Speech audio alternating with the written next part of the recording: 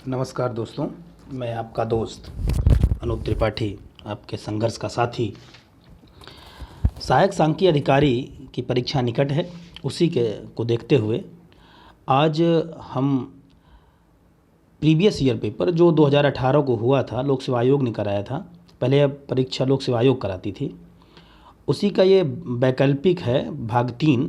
आज वाणिज्य के प्रश्नों का, कॉमर्स के प्रश्नों को देखेंगे। इसके बाद हम बिंदुवार अर्थशास्त्र के भी, गणित के भी प्रश्न लाएंगे। उस और सांख्यिकी की अलग श्रृंखला चल रही है, उसके प्रश्न हम आपको बहुत जल्द एमसीक्यू के लिए प्रैक्टिस कराएंगे भी, और साथ में जो प्रीवियस ईयर का पेपर 2018 में हुआ था उसका भी वीडियो बना रहे हैं, जल्द ही अपलोड कर देंगे। आइए शुरू करते हैं वक्त को ज़ाया न करते हुए। प्रश्न है, अपलिखित की गई ख्याति ₹10,000 है। Goodwill return of rupees. आप जब फाइनल अकाउंट पढ़े होंगे तो आपने देखा होगा कि गुडविल क्या है। ये कैपिटल लॉस होता है, पूंजीगत हानि होती है। व्याख्या देख लेते हैं, इसका आंसर सी सही है। अपलिखित की गई ख्याति की राशि 10,000 एक पूंजीगत हानि होती है। ख्याति एक अदृश्य संपत्ति होती है जिसे आर्थिक चिट्ठे यानी बैलेंस शीट के एसेट्स साइड में सबसे ऊपर लिखा जाता है।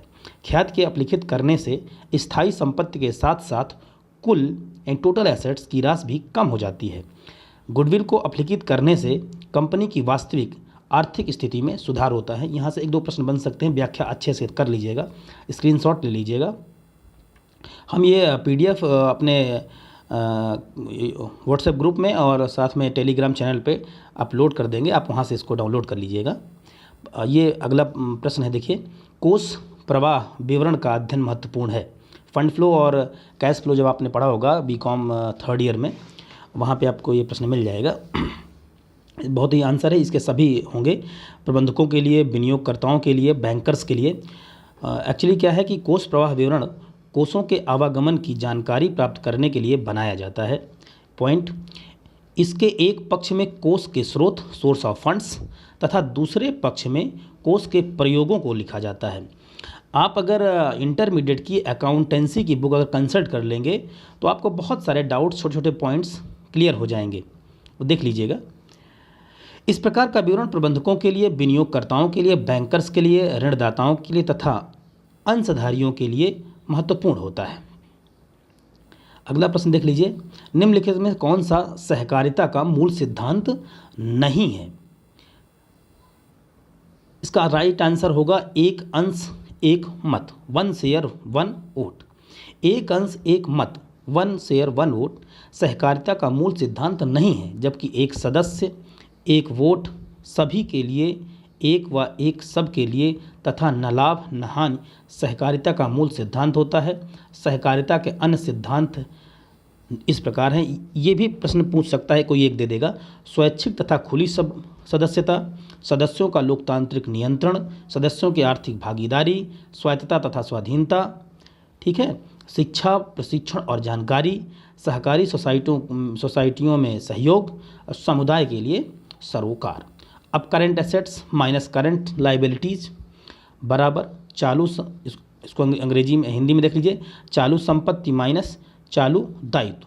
या शुरू में आपने देखा होगा, तो जब आप कॉस्ट पढ़ेंगे तो वहाँ पर कार्यशील पूंजी, वर्किंग कैपिटल के बारे में आप देख लेंगे। एक्चुअली ये पब्लिक फाइनेंस का भी प्रश्न बन सकता है और कॉस्ट अकाउंटिंग का भी प्रश्न बन सकता है।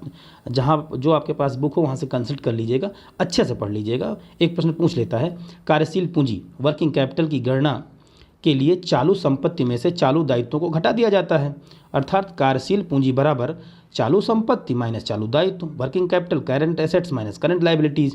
जबकि अब इसी को देख लीजिए आगे पीछे करके, पूंजी पक्षांतरण करके, पूंजी बराबर संपत्ति माइनस दायित्व और लाभ बराबर आगम माइनस व्यय।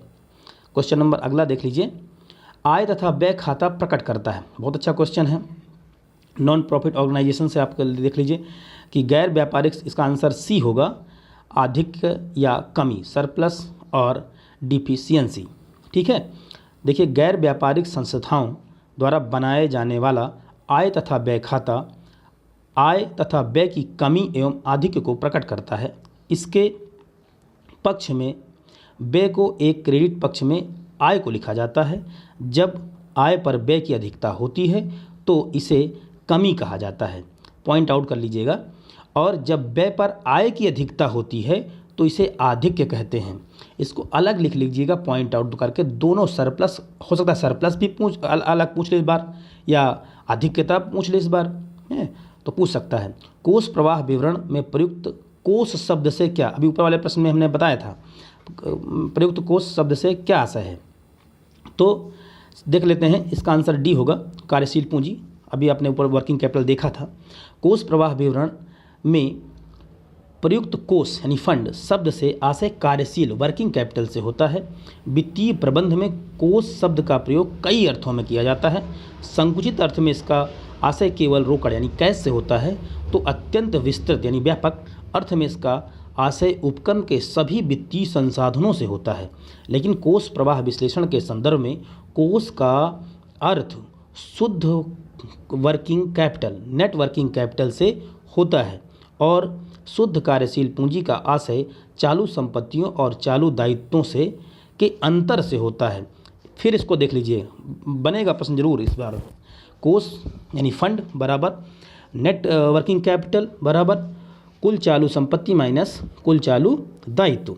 फंड यानी कोष नेट वर्किंग कैपिटल बराबर equal total current assets minus total current liabilities. ठीक है, अब देखिए लिक्विडिटी रेशियो से एक क्वेश्चन बन गया, ये भी आपको प्रश्न बनेगा ही बनेगा। इंटर में एक रेशियो एनालिसिस का चैप्टर है, आप अकाउंटेंसी की बुक यूपी बोर्ड की कंसल्ट कर लीजिएगा, आपको बहुत अच्छी, साहित्य भवन पब्लिकेशन प्रयागराज से पब्लिश होती है बुक, उसको ले लीजिएगा। मतलब रेशियो एनालिसिस बहुत अच्छे तरीके से उसमें दिया हुआ है, देख लीजिएगा। अब ये देखते हैं, लिक्विडिटी रेशियो को त्वरित अनुपात अथवा अम्ल परख अनुपात भी कहा जाता है। यह अनुपात चालू दायित्व की तुलना चालू संपत्ति से न करके तरल संपत्तियों से करता है। वास्तव में तरल अनुपात चालू अनुपात का ही विस्तृत रूप है तथा फर्म की तरलता की स्थिति का अधिक अच्छा संकेत है। तरल अनुपात का सबसे आदर्श अनुपात 1:1 अनुपात का होता है। इसकी गणना का सूत्र इस प्रकार है, लिक्विड रेशियो और quick ratio liquid assets upon current liabilities. ये प्रश्न आता है, इंटर का प्रश्न है, रेशियो एनालिसिस में आपको मिल जाएगा और अकाउंटेंसी में वहाँ से आप देख लीजिएगा। गार्नर बनाम मरे नियम बहुत इंपॉर्टेंट है, अच्छे प्रश्न पीसीएस लेवल में भी आता है, कॉमर्स ऑप्शनल में। गार्नर बनाम मरे नियम लागू होता है कब? जब कुछ साझेदार क्या हो जाए, इंसॉल्वेंट हो जाए, दिवालिया हो जाते हैं। साझेदारी व्यवसाय के संदर्भ में गार्नर ये भी पूछ सकता है कि किस व्यवसाय में, तो साझेदारी व्यवसाय, ये बहुत इंपॉर्टेंट प्रश्न है, यहाँ से कई बार घुमा के पूछ लेता है। साझेदारी व्यवसाय के संदर्भ में गार्नर बनाम मरे का नियम तभी लागू होता है जब कम से कम एक साझेदार को छोड़कर कुछ साझेदार या शेष साझेदार दिवालिया घोषित हो जाएं। ऐसी स्थिति में वसूली की हानि की राशि को शोधक्षम साझेदार अपने पुराने लाभ हानि के अनुपात में वहन करते हैं, जबकि पूंजी की कमी को शोधक्षम साझेदार पूंजी के अनुपात में भुगतान करते हैं। अगला प्रश्न देख लीजिए, निम्नलिखित कीमतों में से किसमें निर्यात शुल्क का आयातक द्वारा वहन किया जाता है? तो प्रश्न सी, इसका आंसर क्या होगा? सी होगा। क्या होगा? FAS यानी फ्री एनर्जीज शिप्स। ठीक, इसमें क्या है कि FAS में निर्यात शुल्क भुगतान आयातक द्वारा वहन किया जाता है। बस यहीं से इतना ही प्रश्न इसमें से बन सकता है। अब अगला देख लीजिए, विश्व बैंक, वर्ल्ड बैंक। विश्व बैंक विकासशील सदस्य देशों को दीर्घकालीन ऋण अधिकतम कितने वर्ष के लिए प्रदान करता है? इस प्रश्न में थोड़ा सा दिक्कत थी, आप व्याख्या देख लीजिए। विश्व बैंक विकासशील सदस्य देशों को विकास कार्यों के लिए 5 से 25 वर्ष के लिए दीर्घकालीन ऋण प्रदान करता है। विश्व बैंक की स्थापना के पीछे मुख्य उद्देश्य, ये भी प्रश्न पूछ सकता है, बैंकिंग से आपने है, money banking and foreign exchange के चैप्टर से आपको मिल जाएगा। द्वितीय विश्व युद्ध के दौरान सदस्यों